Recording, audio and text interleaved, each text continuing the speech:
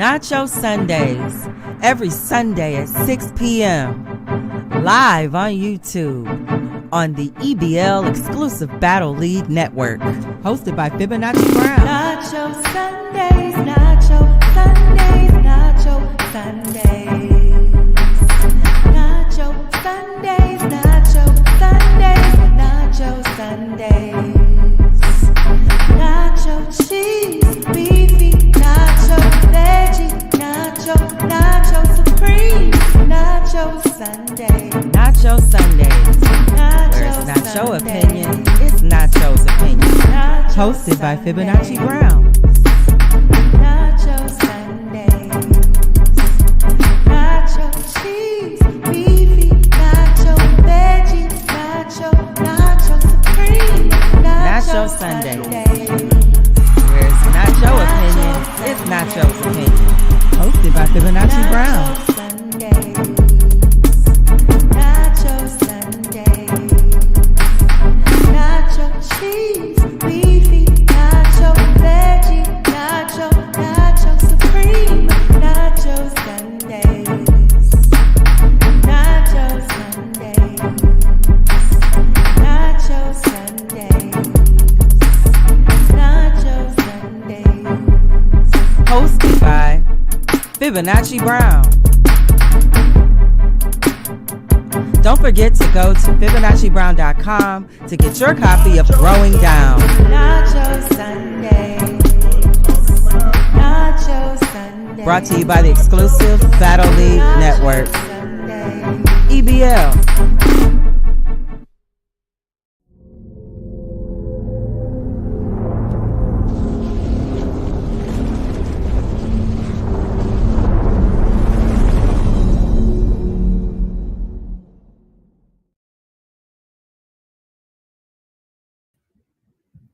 What up, though, family? I know you guys are like, listen, Nacho, you said 6 o'clock on Sundays. This is not 6 o'clock on Sundays. Listen, there have been some major things going on today. For me, there have been great things. I've been having an amazing day when it comes to some other creative things I'm working on. So I have been extremely busy.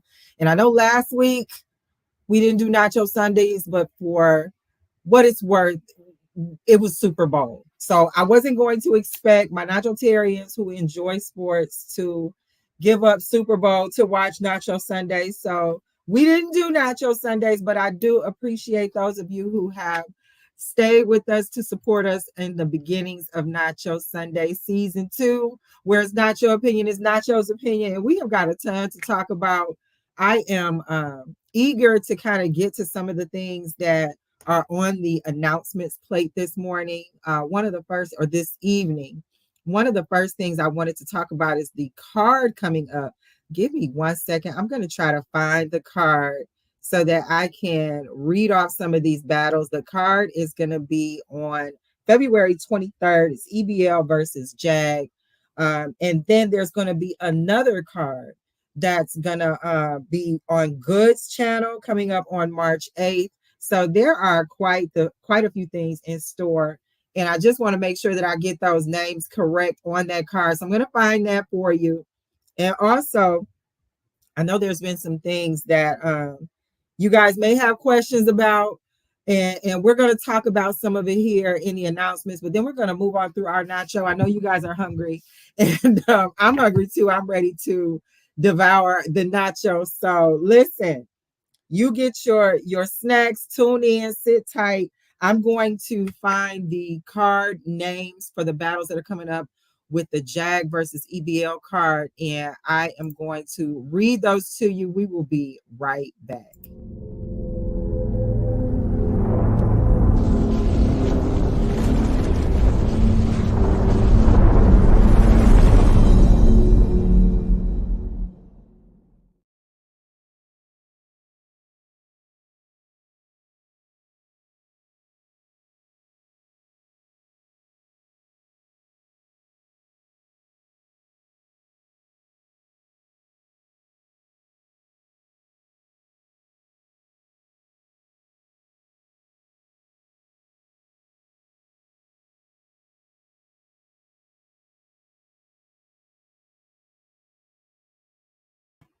And I'm back. I've got those names for you. Again, this is going to be EBL versus JAG. It's going to be on February 23rd. So the battle's going down on that card is going to be Brills versus Newborn. If any of you people are familiar with Brills, you already know that he is going to bring it. And I'm anxious to kind of see that one myself. We also have Villa versus Pro. I have been messing up Pro's name for 2 straight episodes of Nacho Sundays. I want to make sure I get it correct this time. It's Villa versus Pro. Villa is one of my faves, so I'm looking forward to that battle as well. Spasmatic versus Quest the God. Lockhart versus Big Kane Marco. Jay Normus versus Bully Man Mike. Jay Normus has not let me down in the last couple of battles that I've seen him in, so I am excited to see what he's going to do in this battle. Again, this is going to be on the 23rd of this month. Additionally, we have Art versus Traumatos, and the S in Tos is with the $sign. So if you are looking up to see any of the battles that either of these gentlemen have been in, make sure you put the $sign in there on Traumatos. We also have Miss Vicious versus Everything Sin. So I can't wait. I think on this card, Miss Vicious is the only woman, so I can't wait to see what she does with this one. We also have Punch Guy versus Tay Spears, C Note versus Little K, and I am also hearing that Danny Myers is going to be one of the guest judges for this battle. So make sure that you are subscribed to all of the accurate social medias for JAG as well as EBL Exclusive Battle League. If it ain't exclusive, it don't matter. And you are tuned in for the 23rd. Additionally, there's also going to be a card on March 8th. This card is going to be hosted on Goods Channel, and it is going to host, I believe, a handful of battles right now that are still being put together. I wouldn't miss this one. I can't wait to pull up and see what this. From what I understand, they also are reworking the name for that card. So I believe it was called Big Steppers 2, but I think they are going to change it to Pay Homage. So it's going to be a bit of a challenge for people who show up on that card. They're going to have to pay homage and make sure it's worth the watch. So make sure you pull up for this card on March 8th, the Pay Homage card on Goods Channel, as well as the EBL versus JAG card. I believe it's called Massacre 3. And that's going to be on EBL and JAG. I believe that's going to be a Twitter Spaces too. So it's going to be streaming in quite a few places. Make sure you are subscribed to everything you need to be subscribed to so you can catch those battles. Additionally, make sure you guys are pulling up to FibonacciBrown.com. FibonacciBrown.com. I have a website. I'm a published author. I've written a book called Growing Down, The Observation of the Masculinization of the Black American Woman. It is still at the introductory price. We've been doing quite well at that price, so I am reluctant to change it. So if you make sure that you pull up to the FibonacciBrown.com website, you can catch my book at the introductory price. You can also see a couple of early episodes of the Nacho Sundays show from season 1, as well as some other shots and pictures and things that are available on the site in our media section. So make sure you check that out. Additionally, I have some music projects that I'm going to be prepared to show you some snippets on the next Nacho Sunday show. Right now, we are editing. We're doing some finalizations. We've seen some rough cuts. And when I tell you these visuals are going to be phenomenal, it's going to be for our single to the Scription Volume 2 album called Oplings. I can't wait to show you. Just be on the lookout for that. Make sure you are subscribed to all of my social media so that you can catch that and you don't miss out. Moving forward, I noticed that over the past couple of days, there have been quite the discussion about a former member of EBL. And I'm not going to delve too deeply into it. I just want to say that for what I have seen of Dave in EBL, I've not seen any of the suggested behaviors that have so fruitlessly and viciously been said about this man. That has not been my experience. I can't say that I am witness to anything of such. I will also take ownership and say that, I'm not around people 24/7. I don't know the inner workings of the virtual families that virtual family members that I engage on the internet. So that's not to point the finger at anybody, but I will vouch for that man to say that I have not seen such in my experience in EBL. I do know that I am rather one of the newer faces in EBL, so I'm not familiar completely with all of the history. But for what it's worth and for what I have been exposed to, that none of what he is being accused of has been my experience. Dave is a family man, from what I have been able to tell. He has a beautiful family, beautiful daughters, and he has not made anything seem that anything suggested would be any behavior that I have ever seen. So I do pray that everything that's going on right now is going to settle in a place that is a better place for everyone involved. And we on the Nacho Sunday show want to extend our understanding to the situation. And we do pray that it gets to a place where everything works out to be the way that it should. With that said, I'm going to slide over to my chat. As you guys know, the Nacho Sundays, where it's not your opinion, it's Nacho's opinion, and my chat matters over here. So we are going to check out the chat and see who pulled up to help us celebrate season 2, episode 3 of Nacho Sundays. Hold on, Platinum Tooth. Platinum Tooth is in the building. I've seen different variations of the tooth. So welcome, Platinum Tooth. Thank you for pulling up with us on Nacho Sundays. Road to a Meal Media. I appreciate you guys. Thank you so much. And my EBL family exclusive battle league is in the house. Lyrically inclined, Jay Normus. Jay Normus is going to be on that card I mentioned on the February 23rd, the Jag versus EBL card. Make sure you check him out. He is in the chat. So if you want to reach out to him, make sure you have all of his social media so you can pull up when he is doing his battle. He is in the chat, you guys.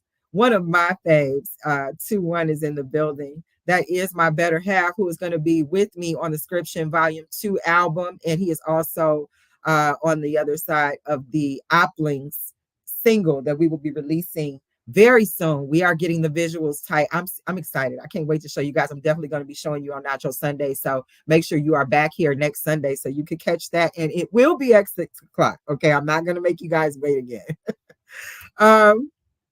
Let's see who else. Chip Low South. Salute. Appreciate you for pulling up. Thank you so much. Sean Xavier. Thank you so much for pulling up. Yes, I know he said former, and I did say that Dave was a former member of EBL. I am only reiterating what he had stated previously this morning about such. And it's just a way that he can move to do other things that he wants to expand his abilities to. So it's not to say that we don't look at Dave as someone that we will stop communicating with. He's definitely been a major part of some great things that have happened in EBL. And as far as I know, he's still considered to be someone or we are still considered to be a platform that he can still reach out to if he wants to. So yes, unfortunately, we still have love for Dave on the Nacho Sunday show. I know Dave normally pops in every once in a while. We have the baby hair jokes, so we will miss that about him, but we do wish him the very best in his future endeavors. So listen, guys, we have got quite the topics to talk about here on Nacho Sundays. Our nacho is indeed layered. And the way that we like to start our Nacho Sunday show, we get started by talking about the nacho cheese. And the nacho cheese is our money. What is going on with our money? Ways we can use our money. What's happening with our money? Ways we can make our money work for us. We're going to talk about all of those types of things in the Nacho Cheese of the Nacho Sunday show, where it's not your opinion, it's Nacho's opinion. So in this week's Nacho Cheese, we are talking about the I, the R, and the S. Okay. Now, that's the one entity they say nobody should ever play with is the IRS. If you want to make sure your affairs are straight, you should probably start with the IRS. Well, the reason I'm bringing up the IRS and our money is because I'm not sure how many people are aware, but to me, I think they trying to set us up. I think they trying to play in our face because I read that the money and income that you have to claim is not just limited to maybe an additional job, child support payments, a winning from a lottery.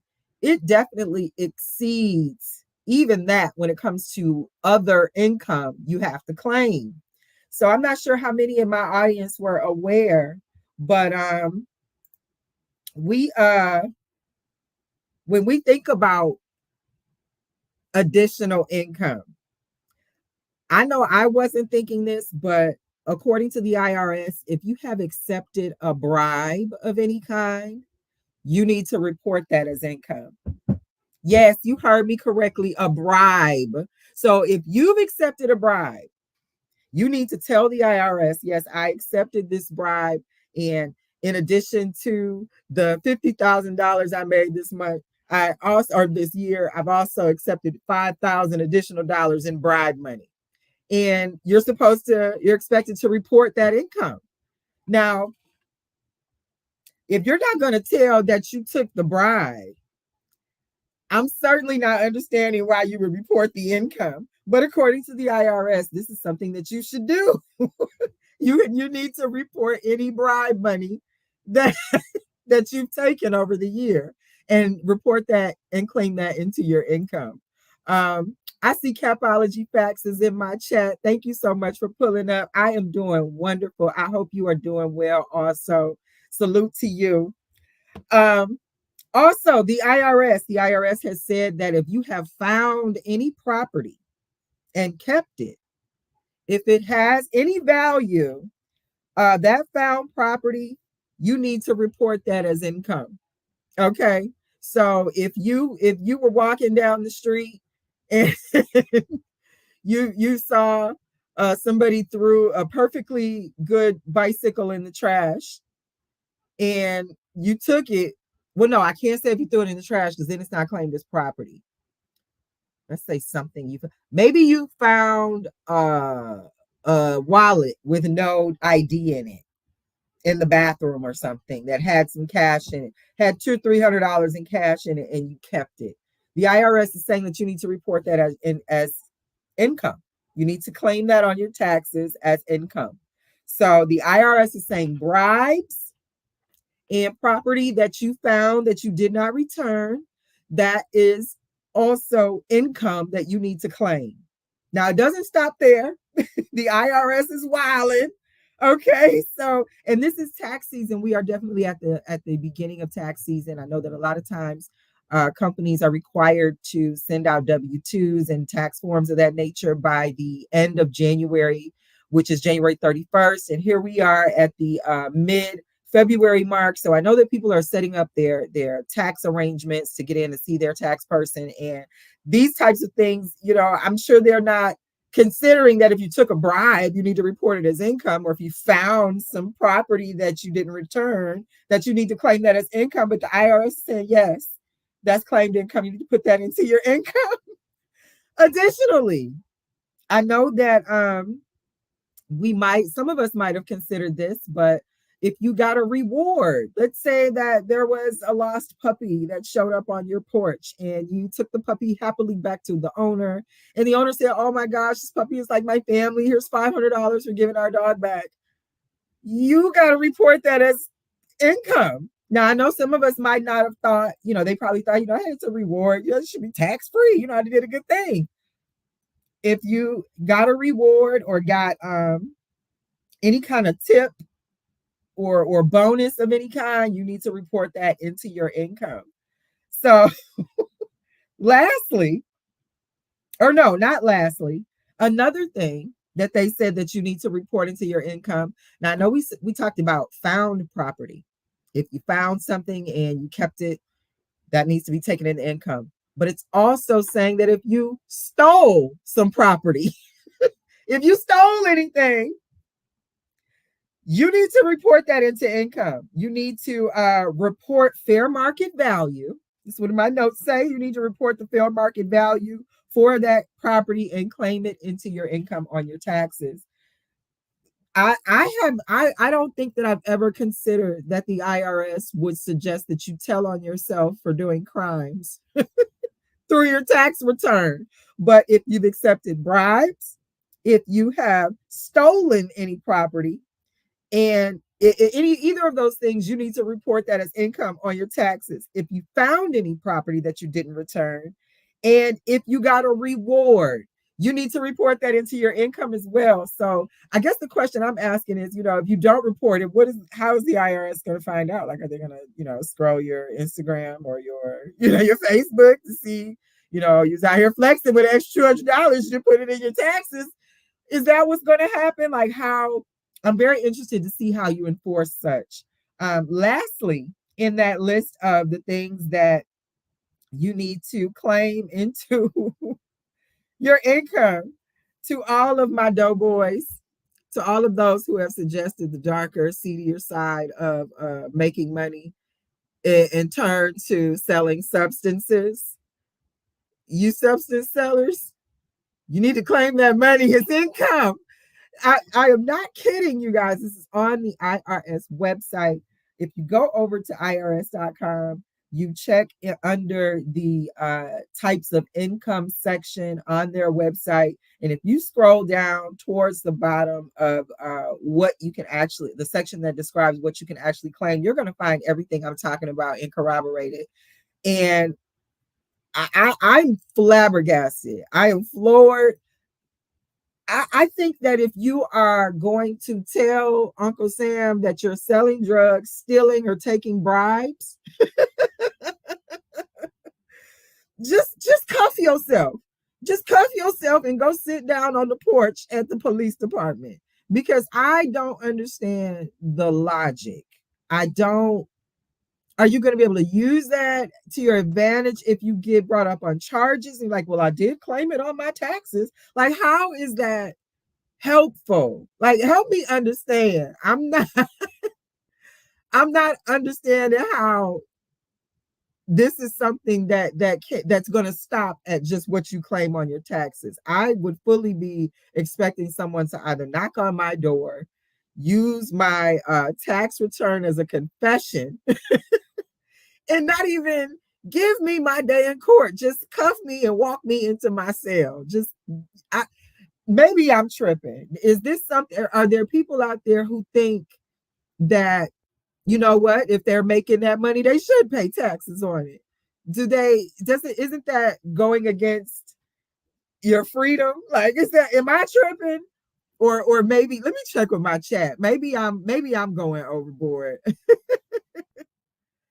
I see Capology Facts is keeping the chat going. I appreciate that. And Stream Elements, make sure you hit the like. I think that's a very good tidbit of advice. Make sure you hit the like, share the live if you're feeling the vibe. If you care, share. And I see our very own King is in the chat.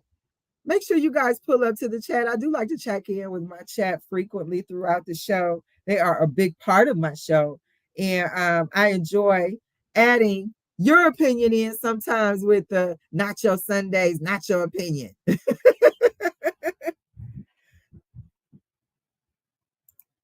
Yes, indeed. You guys are showing out today. I appreciate you guys for showing up and pulling up to the NACHO Sundays Season 2, Episode 3, where it's NACHO opinion, it's NACHO's opinion. But yes, the IRS is expecting you to tell on yourselves. Now, I don't know of anybody who would be willing to do such. If you took like, how many of us out there, if you took a bribe, would you be willing to report it on your taxes as income? If you stole something, how many of us are willing to take it as income on our taxes? Who's really willing to do that? And then is there a flip side in the reverse? Is there a flip side in the reverse where if you don't report it and then they find out you took the bribe, is there some kind of tax ramification because you didn't report it? Is there some kind of tax ramification that you didn't report you were convicted of stealing something that you didn't tell on your, like, I'm trying to see what the underworking of that is. Because to me, once you submit that on your taxes, that's a confession. You told on yourself. You can't even, that's open and shut. I would, if I was an attorney, I would be going through the tax company, see who told that they, how many people actually told they took a bribe? How many people actually told they stole something? How many people actually told they were selling drugs and here's the income? I don't know if I can say that, forgive me. Substances. I just don't know of anybody willing to even take that chance to tell on themselves and say, yeah, I did this through it, and tell on themselves in a way to as to put it on there, to make a record of it. You know how long they keep your maybe I'm tripping, but I didn't think, when you stole something, you filed a tax return. People who steal likely will use kids that aren't theirs to get more money on a tax return. I don't see them telling on themselves that they stole in the first place. So maybe it's just me. I see 2-1 that said IRS be like, allow you to rat on you. Exactly. Like, why? That's a confession. And again, like I said, I'm wondering about the flip side. If you, let's say, some unfortunate circumstance, you're convicted of stealing or bribes or illegal substance selling, and you didn't report it on your taxes, do they come back after you? It's like, you didn't report this on your taxes, here's another charge. Like, how does that work? But again, you can definitely cross-reference all of everything I'm telling you on the IRS website. If you go over to irs.com and look at the types of income that can be claimed, scroll down to the section that talks about types of income. All of this is there, among other things. But these are the ones, I wrote down the ones that stood out to me. Capology says, no, there are many stupid people out here telling on themselves. So I see somebody doing that. In Cap, here's my thoughts on that, because I see how you got there. You have some people out here who are so money hungry that not only will they not be satisfied with the fact that they took a bribe, stole something, or sold substances, but it's like, tax returns can be, huge if you file them right. You could get a couple of bands back if you file it right. Let's file a tax on all of this and really, really expect a check. What do you think is going to get there first? The knock on the door to say, hey, cuff yourself and get in the back seat, or here's your tax return check. Here's your income tax check. What do you think is going to end up showing up at your door first? I'm curious to see your thoughts on this. Because this is just, I have never even heard of tell on yourself income tax. This is news to me, but I thought that for my viewing audience, and that, in my opinion, and again, this is Nacho Sundays, where it's not your opinion, it's Nacho's opinion. In my opinion, I wouldn't do it. I wouldn't, I just wouldn't, I understand that some people are like, they should pay taxes too. But if I'm in that life, I don't see me signing my own confession by putting it in my tax record. Like, come on. But again, if it can be used to give leniency should you be caught, you're like, well, I did do these things, but I filed taxes on it. Will that help you in court? Then there may be a little motivation to do so, but I don't know, guys. That doesn't seem like that's going to work in your favor if you do that. I don't see that being a good thing by telling on yourself through your taxes. But we're about halfway into the Nacho Sunday show, which means we are finally digging into our nacho. And before we move on to some other layers in the nacho, we're going to take a slight break. But we will be right back and we'll see you in a second. You are now listening to the NACHO Podcast, brought to you by the EBL Network. If it ain't exclusive, it don't matter. It's not your time to talk, it's time to listen. So pull up to the table with your plate and pay attention. It's not your time to talk, not your Sunday. It's something different. This is not your opinion, and you don't want to miss it. It's not your time to talk. It's time for the show.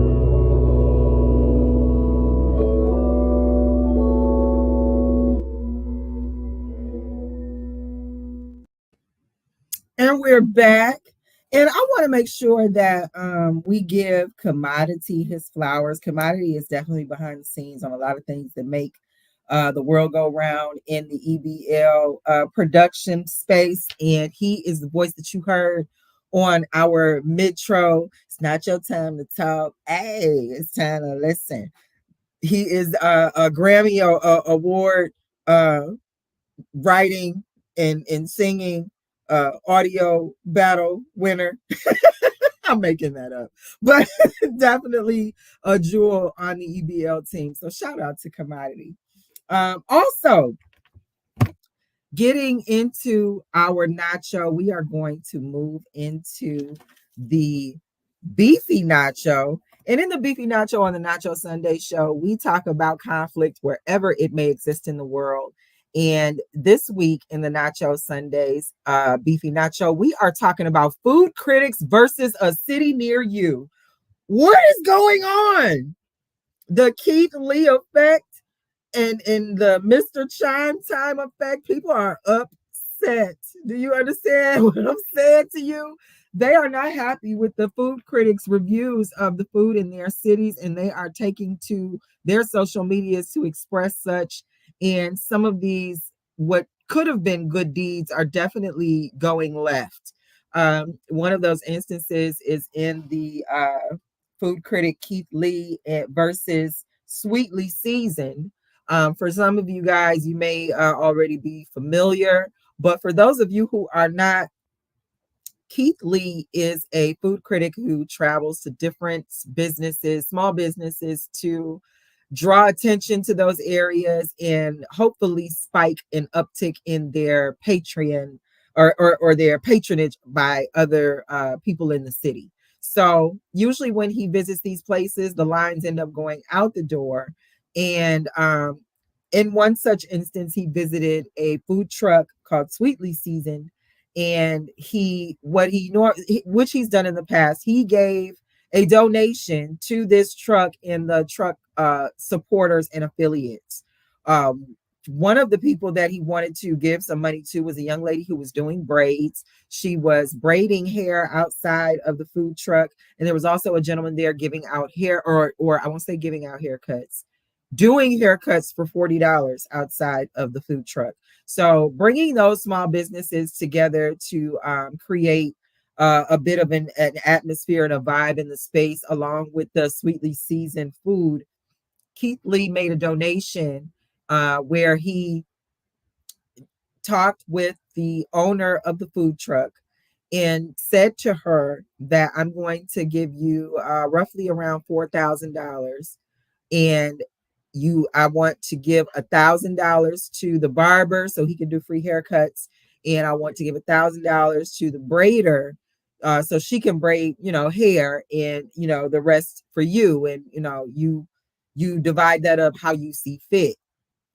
The woman from Sweetly Seasoned took the money and decided she was going to give her son $1,000 and keep the rest. And her reasoning was that she was told to divide the money how she saw fit. So ultimately there was a miscommunication, and the miscommunication was in the divide how you see fit, where the owner of Sweetly Seasoned took that to mean she should be in charge of determining who should get some money. Keith Lee meant it in the sense of you, the barber, and the braider determine how you want to receive the money, since I'm only giving it to one person electronically. Do you want to get it via Zelle? Do you want to get it via Cash App? Do you want to cash it out? Should I write you a check? However you see fit. Not that you should undo the direction that Keith Lee had already given as to how the funds should be distributed. This woman at Sweetly Season doubled down to say that she didn't think she was wrong in keeping the money. And even though many in her live, many in her commentary or in her comments tried to explain that, you know, you definitely misunderstood the direction. That man told you exactly what to do with that money, and you have done everything to reword what he said so that you can keep this money. And ultimately, she said that these people that were supposed to braid her and the barber, they had to come down to where she was to get the money. For some reason, she couldn't electronically give them the money the way that she electronically received it. So it just made for what could have been a really great situation. Because again, when Keith Lee visits many of these small businesses, many of these restaurants, they ultimately see an influx in business. This could have been great for her. This could have been great for her business going forward, and especially for people coming out of town who want to maybe take a taste of what she has to offer because of the vouching of Keith Lee. But because she made such a stink about a couple of $1,000, that really, if you were a good person, you wouldn't have disregarded what Keith Lee said in the first place. You wouldn't be finding a way to keep it. You wouldn't be putting your, you know, we work hard, and you know how that should impact not doing what that man said. It really was a bad look. I felt that, you know, as a Black woman, I really wanted to see her successful. I wanted to see her do the numbers that usually come along with the Keith Lee stamp. And it was just really unfortunate. And in my opinion, and again, this is Nacho Sundays, whereas Nacho opinion is Nacho's opinion. In my opinion, I don't think that that woman initially had her heart in the right place, because if you thought that people who had come to help you take orders, help bring attention to your venue in the hope that Keith Lee would visit, because from what I understand from Keith Lee, there was no guarantee that he was going to come to your spot.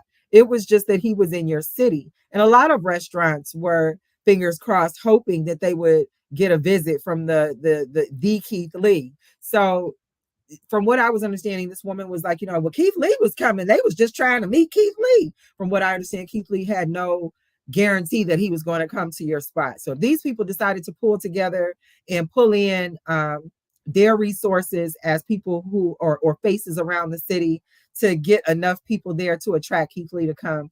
I think if your heart was in the right place, you would have wanted to do the right thing anyway. And to try to find reasons to not do the right thing, it was just shameful. And I think that the young lady, the braider, to me, she's one of the heroes in this whole thing, because not only did she say she didn't even want the money, she wanted the money. She just didn't want them to mistreat her brother, the barber. And she wanted him to get what was coming to him. And then there was also another business that ended up being affected that had a similar name. This business was called Sweetly Season. And there was another business that had a similar sounding name that was getting some of the threats and the backlash that should have been directed at Sweetly Season. And this young lady, the braider, and forgive me if I keep calling her the braider, I'm just trying to make sure I keep the personality straight in this dynamic. You guys can research this on your own, and definitely, if you want to go further and reach out to the people involved, do so. But anywho, the braider decided that she was going to do something to make up for some of the backlash that they unjustly received. You know, they catching strays because their name sounded similar to some drama that got nothing to do with them. So she decided to clean that up. So I thought that that was pretty stellar of her as a young lady. And I could appreciate the way that she's shown up in this moment as a Black woman in comparison to how this woman over at Sweetly Season decided to put her foot forward. I do hope that there was a lesson learned by this woman, because it wasn't a good look. And as a woman of a certain age, we definitely expect a little more wisdom in the moves that you make. And when it isn't fair, it is a little more disappointing in my eyes. And again, this is Nacho Sundays, where it's not your opinion, it's Nacho's opinion. And yes, I was a little disappointed that her intentions weren't in a place to suggest that her maturation was seasoned the way that it should be. So I hope she learned her lesson. I do hope that her business can recover from anything that has come of her having to face the music in this instance. And I hope that the accountability is proper and that she can move on. She said she has some other things she was going to be doing with her business. So I'm hoping that she's able to do those things and move on. But definitely, I hope she learns her lesson. There's also a gentleman who has been in my city. I'm a D girl, Detroit. Hey, 313. Okay. What up, though? Anywho, there's a gentleman in our city. His name is Mr. Chime Time, and he has been here, I believe, for at least the past month or so. And there are people who are just completely upset at some of his reviews of some of their favorite restaurants. And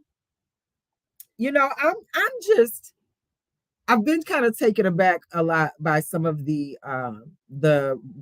backlash, I'll say. There are people who want to see him get his channel taken down. There are people who are telling him leave the city.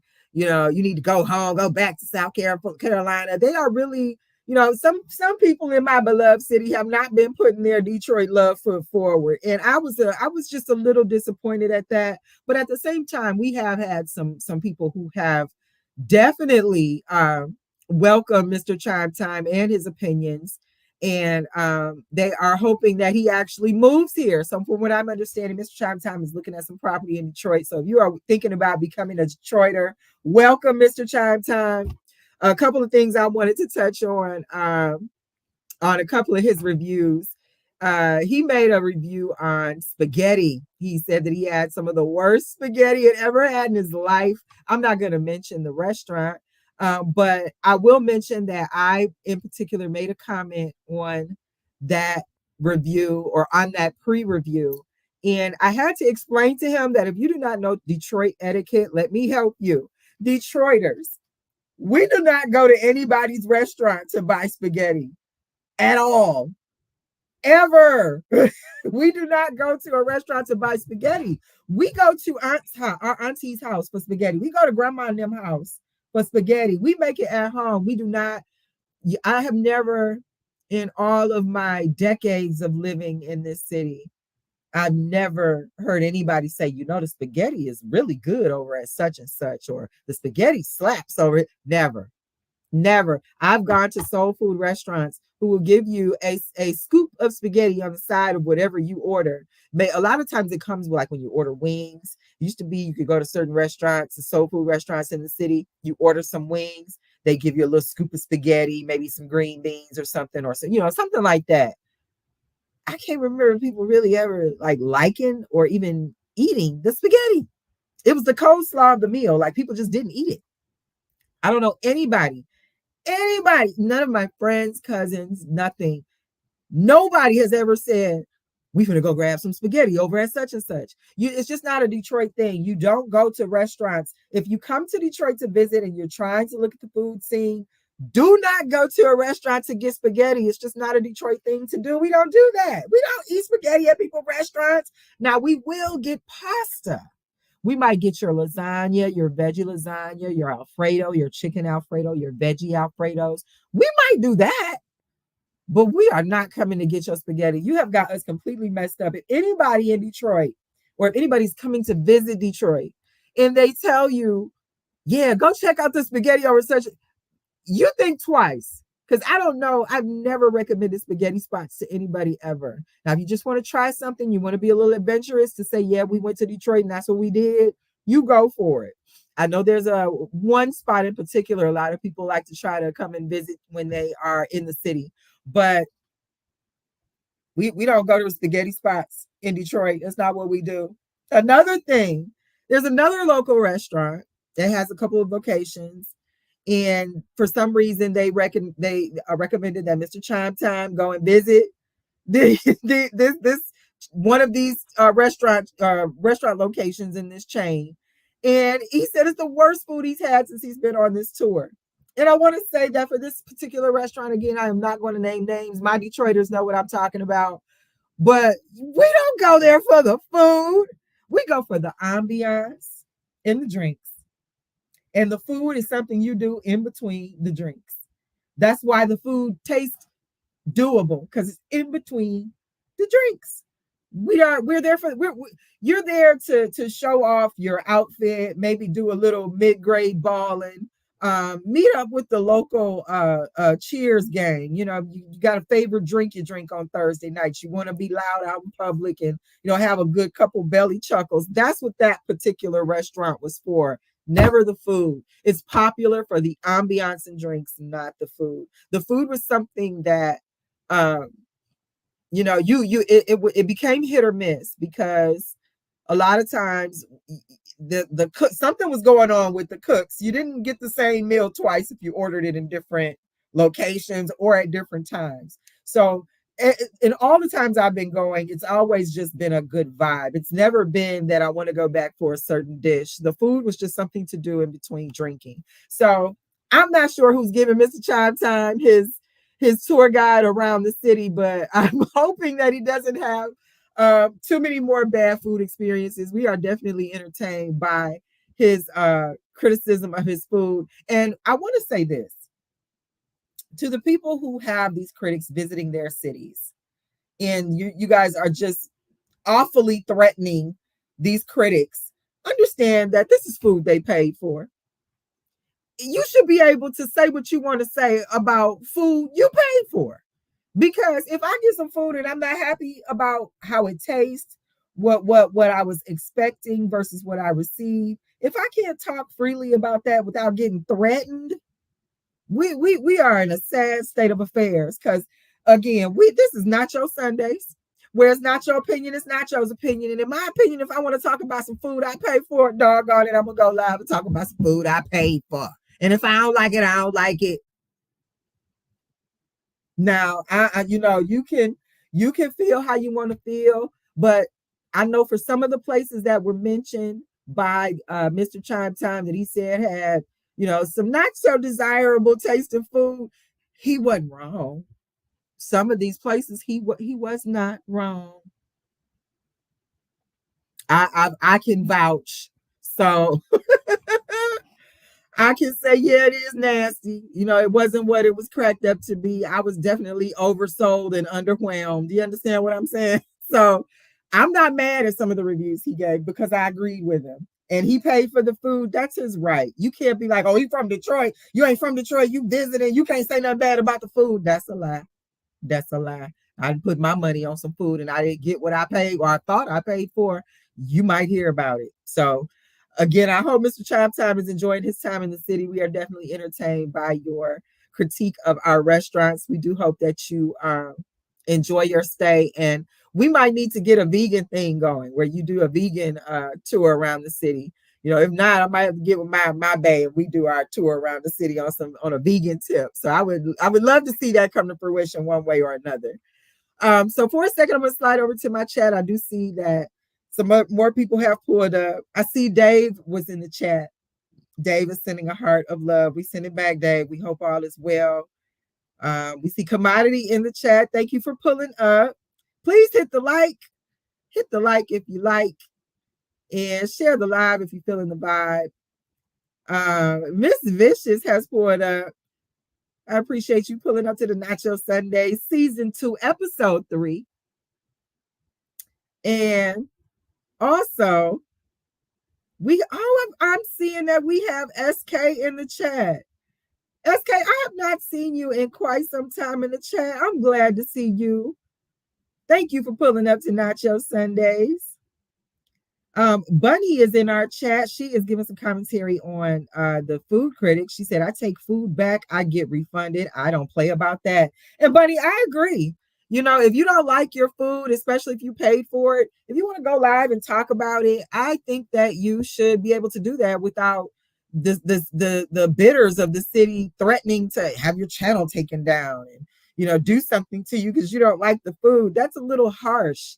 And I also think that when you invest a lot into what other people think, at some point you've got to be able to say, you know what, I need to have my own experience. I need to have my own experience with this food. I need to have my own experience going to this place. I need to have my own experience watching this show. Like, you can't always take everybody's opinion for something. Somebody's palate, their taste palette might be different than yours. And you might actually like something that they think is disgusting. So, have your own experience with the food. You can't wait on a food critic to chew the food for you. You might be dealing with a food critic who doesn't like red sauce, and you're getting their opinion on spaghetti. So you might want to have your own opinion or have your own experience with the food so that you can have your own opinion. For one, I enjoy food entirely too much to let someone else deter me from going to get try a dish or try some food that I'm interested in. Now, as many of you may know, I am a vegetarian. I haven't eaten meat in 10 years. And my palate is a little different than, say, someone who is a meat eater.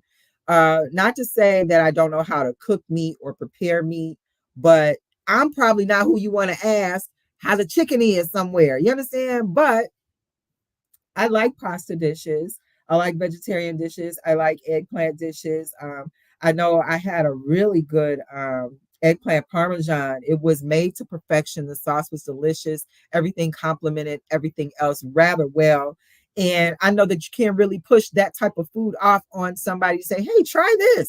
So, everybody's palate is different. So you may you might have to just have your own experience with the food so that you can develop your own opinion of the food. You can't wait around for some food critic to come and taste the food for you. It's not fair to you, and it's not fair to them. That's a lot of pressure. They're giving their own opinion, like that food critic giving his opinion, like I do on this show on NACHO Sundays, where it's not your opinion, it's NACHO's opinion.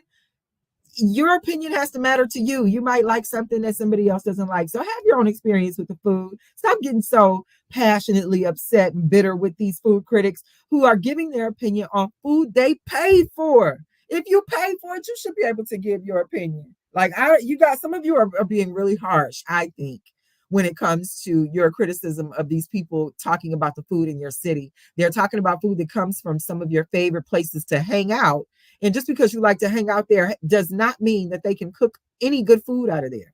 I've been to restaurants, or I won't even say restaurants, more like bar and grills, where the bar is a good vibe. They make excellent drinks. You can catch the game. It's good laughs, good people. But the food, ain't nobody gonna come back for this food. They're there for the martinis. They're there for the Patron mixes and so on. So we can't get mad at people calling that out, especially if they come from a different city, different town. They're visiting here.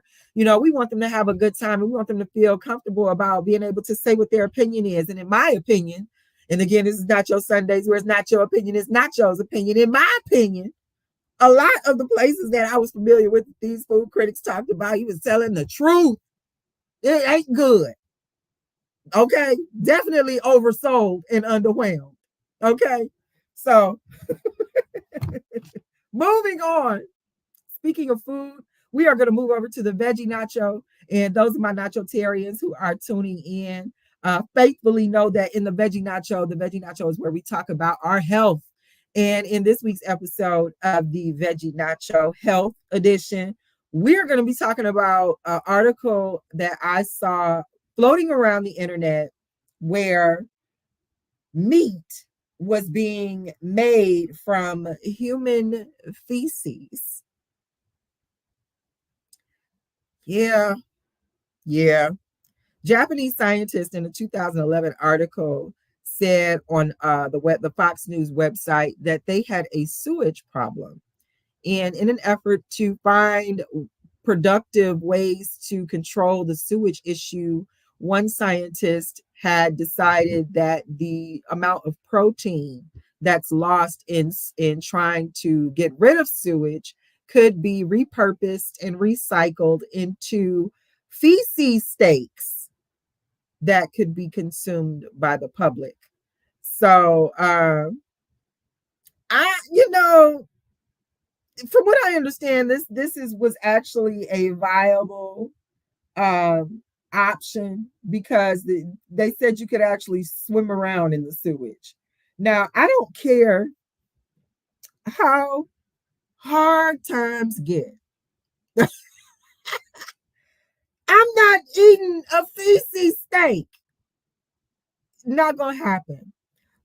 They said that this particular feces steak constructed by this scientist has as much as 60 is made of as much as 63% protein. So it's supposed to provide a good protein punch as well as the double whammy of helping control the sewage problem. Now, again, I did mention that I found this article on foxnews.com from 2011. I was not able to find any updates. So I was not able to find out if they did anything to get this meat into circulation, if they had done anything to maybe introduce this meat into their markets. But what I did come across was lab grown meat. Now, many of you, again, my nachotarians know that in season 1, we definitely talked about lab grown meat. And that was one of the reasons why I suggested to my audience that we look into growing our own food, because some of the things they are using in these lab grown meats are not things that we would approve of if we could know exactly what the short and long name is in the ingredients. So my mind immediately went to lab grown meat, feces meat. Is the feces patty the precursor to the lab grown meat? And where's the lab getting the components to grow meat? We're not talking about a daisy, a ear of corn, a bean. We talking about meat they're making in a lab, whether it's a feces patty or a chemical patty for at this point. But are these is this a precursor of what we're seeing now with this lab grown meat? I've seen places where they are trying to get, or countries where they're trying to get lab grown meat banned.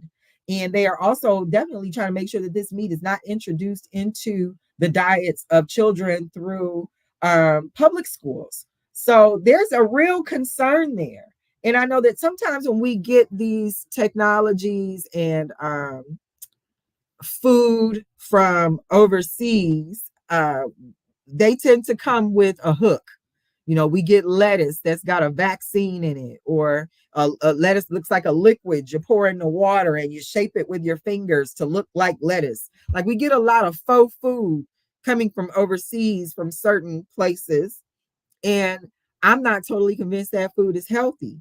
Now, when I looked at what some of the consequences could be of consuming feces, human feces at that, a couple of things that came up was E. coli, salmonella, of course, nausea, diarrhea, vomiting, fever.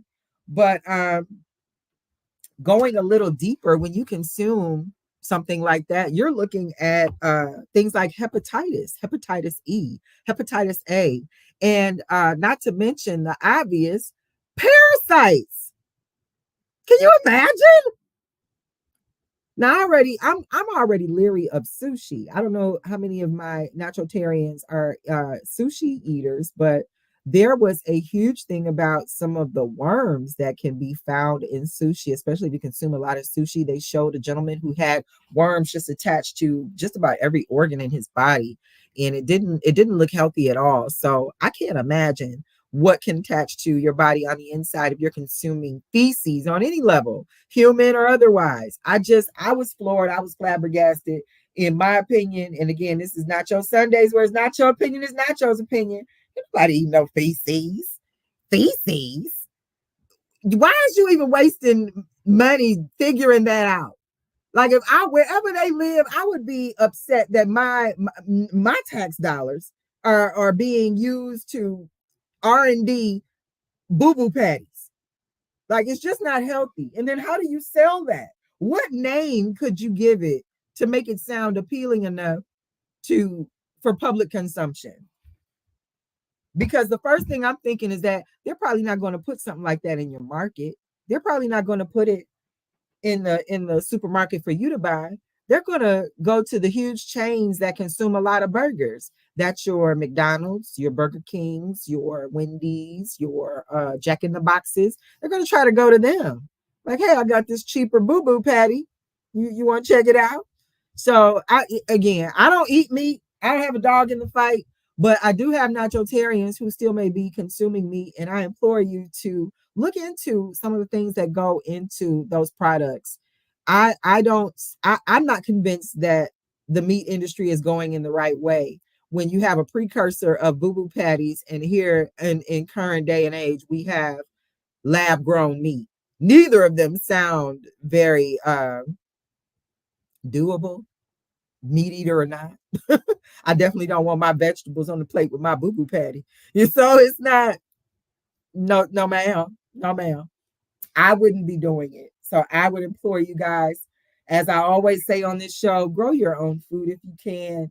Try to keep your circle and cycle of consumption as far away from other hands and chemicals as possible, because it's turning into more and more of an experiment. I'm not interested in being anybody's experiment. And a lot of times these people are coming up with boo boo patties and they don't know 10 years from now, when you got a third ear and four eyes, they're going to be far away somewhere with the money they made on boo boo patties. And you just, you somewhere stuck looking goofy because they knew what they did to it. So they never ate it. They don't got four eyes and 3 ears. It's just you. So I wouldn't take the chance. And again, if you want to take the chance, I don't want to offend none of my meat eaters, but you came over here for Nacho Sundays, where it's not your opinion, it's Nacho's opinion. And in my opinion, I wouldn't be eating boo boo patties and lab grown meat and none of that other stuff. Period. Point blank. Done. And we are at the end of our show. And towards the end of the show, you know that we like to do the Nacho Supreme. We wrap up our nacho with the Nacho Supreme, and this is the knowledge nugget, things that we can use to get through this thing called life, any guides or tools that can help us be better people to ourselves and to each other. And this week in the Nacho Supreme, the knowledge nugget is jumping the gun and not waiting on facts. There have been some things going on in my immediate virtual family, and I've been witness to see some people not hesitate to go left and ruin lives with lives, meaning that they can actually ruin someone's real life existence by going live with lies, running with rumors, not being humble enough to say alleged, or to give room for what they may not know, and speaking very matter of fact. It's a little heartbreaking to see how easy people can be intoxicated by the attention they can receive on this internet and on these social media platforms. And they don't care if they tell a lie or make up something, as long as they can get the thrill of the moment of that attention they receive. And unfortunately, repercussions can hurt more than what may be realized in the moment. I want to encourage my listening audience to be slow to jump the gun when you hear certain information, certain wild accusations about people.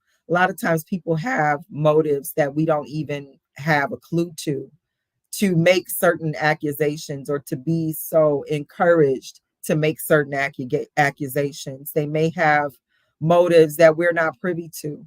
And there's nothing wrong with waiting on facts. There's nothing wrong with waiting to see what other sides of the story can I be patient enough to listen to, so that I can frame this story in a way, or this situation in a way, that allows me to think about it intelligently and not just one-sided. I saw um, a platform go live for several hours to encourage rumor and unfounded accusations about an EBL member, former member, and it concerned me how fast it ran and got around, and without any benefit of doubt, without any intelligent question asking, without any vetting of where the information was coming from.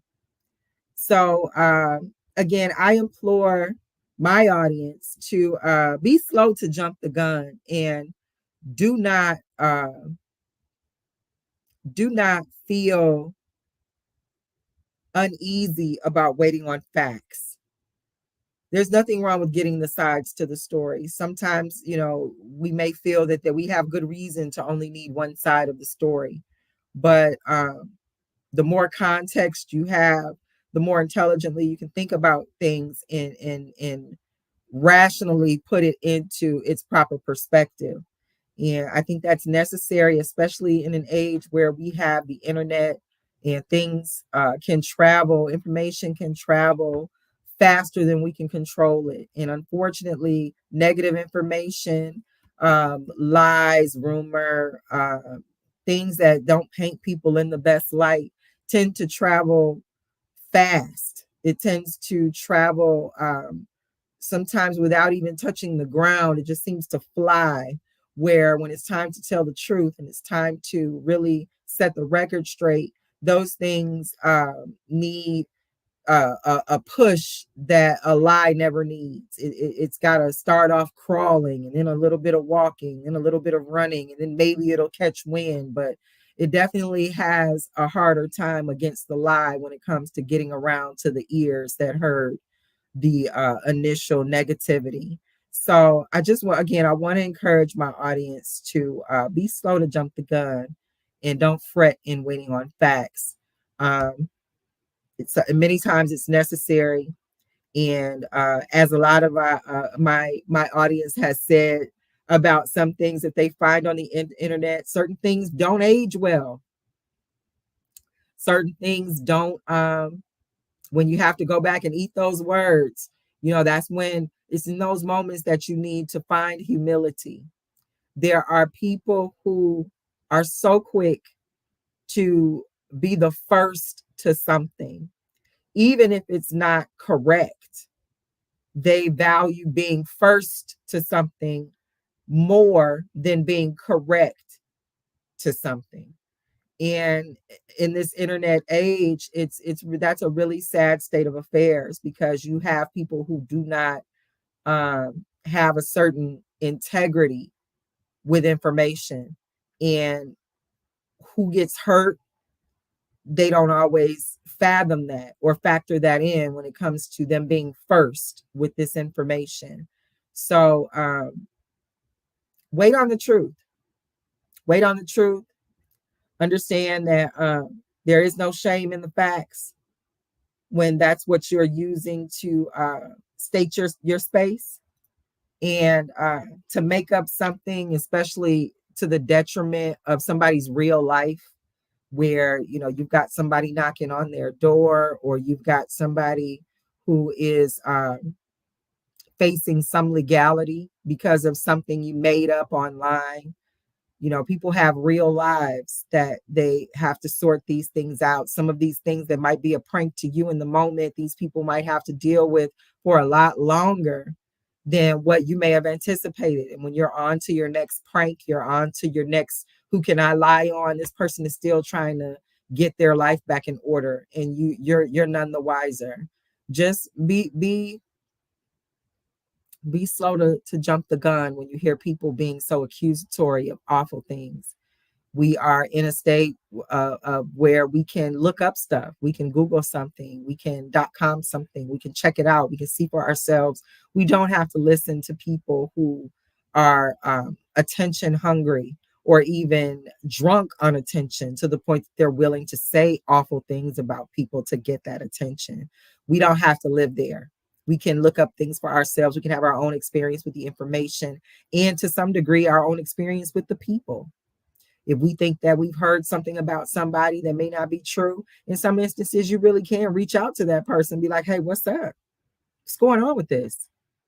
So just wait on facts. Don't be so eager to run on the attention train. It's not always going in the right direction. And with that said, that's the close of our nacho. I enjoyed devouring the nacho with you guys this week. I do want to slide over to my chat just for a second before we get out of here. But our Bunny was still in our chat communicating with us. We appreciate you pulling up, Bunny. Thank you so much. And 2-1 is keeping us laughing in the chat. Yes. Boo boo patties. We cannot do it. There's no good reason to eat that at all, ever. This is why I don't eat meat. And with that said, we are out, you guys. Have a great beginning to your week. And we'll see you back here again at 6 o'clock on Nacho Sundays, where it's not your opinion, it's Nacho's opinion. And we out.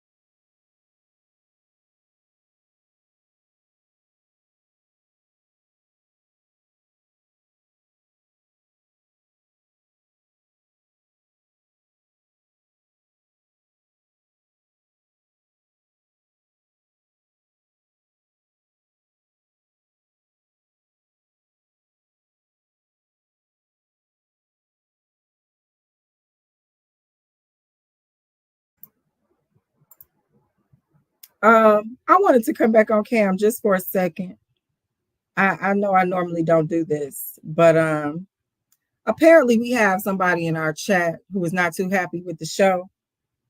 Zuli said that Nacho, you are so pretentious. It's sickening. Please note that there are plenty of things that you could do with your Sunday. You don't have to be here.